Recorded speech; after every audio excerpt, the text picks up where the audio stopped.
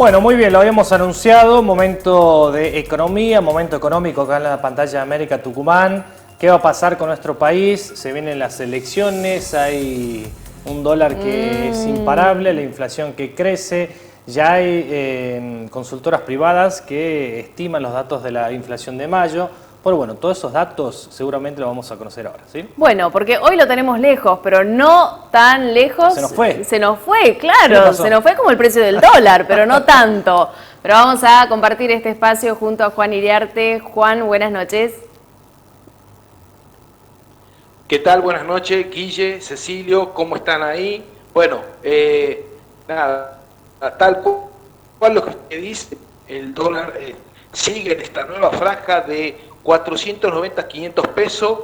Bueno, sabemos de que los datos de inflación van a dar cerca de 9,1%, y ojo, porque el impacto del medio aguinaldo de junio-julio, en agosto ya podemos estar hablando de una inflación de 2 dígitos, ¿no?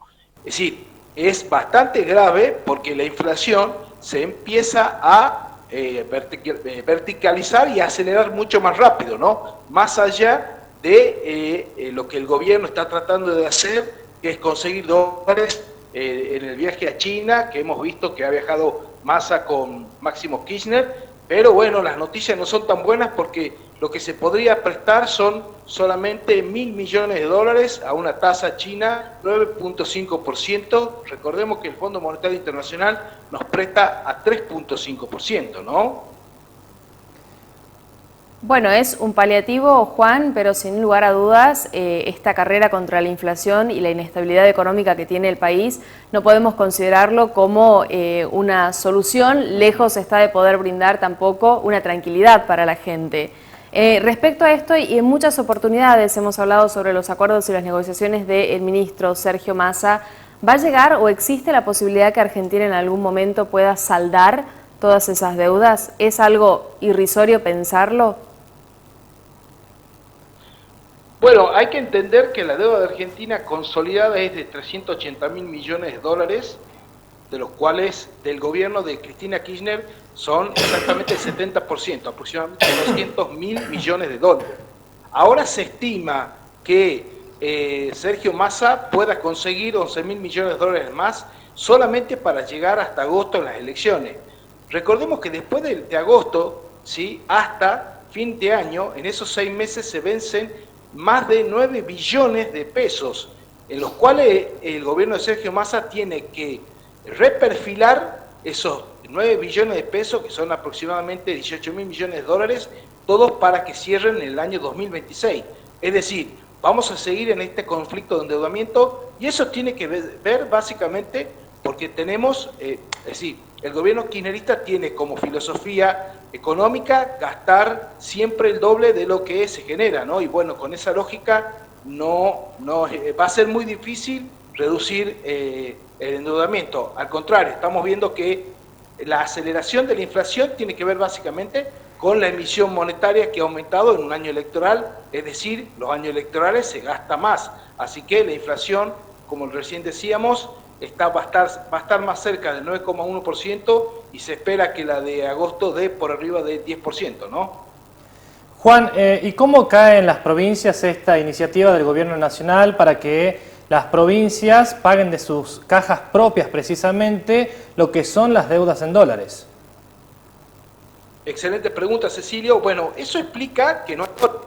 Es decir, la decisión del Banco Central a través de Miguel Pelle hoy dio una directiva que los próximos vencimientos de casi 1.640 millones de dólares los tienen que pagar las provincias con fondos propios de ellos. Es decir, le está pasando la pelota de los próximos vencimientos a las provincias. Esto se explica porque básicamente el Banco Central no tiene deudas y le está diciendo, básicamente en este momento es la provincia de Mendoza, la provincia de Córdoba y de Santa Fe, sí, que se hagan cargo de sus deudas. Así que es grave porque habla de una situación de escasez de dólares, que es lo que le está pasando a Argentina, y mientras no lleguen los dólares del Fondo Monetario, además, la prueba ácida que se llama en finanzas, que es la cantidad de dólares necesarios, es súper negativa. Recordemos que tenemos pisadas las importaciones, el pago a importadores por casi 14.000 millones de dólares, y además hoy el Banco Central ha dicho que no va a abrir importaciones para todo lo que sea importación para autos y autopartes hasta fin de año. Esto habla de que no hay dólares. Juan, te traigo un poco a lo que es el contexto provincial en vistas a lo que comentábamos al principio de la columna sobre los datos de la inflación. Seguramente van a superar las 2 cifras. Esto, sin lugar a dudas, también se siente en Tucumán. Y estamos a 2 semanas de las elecciones, que van a ser el 11 de junio. Aproximadamente entre el 5 y el 8 generalmente es cuando se presentan los datos del INDEC. ¿Eso puede influir en lo político o en lo económico o en ambos?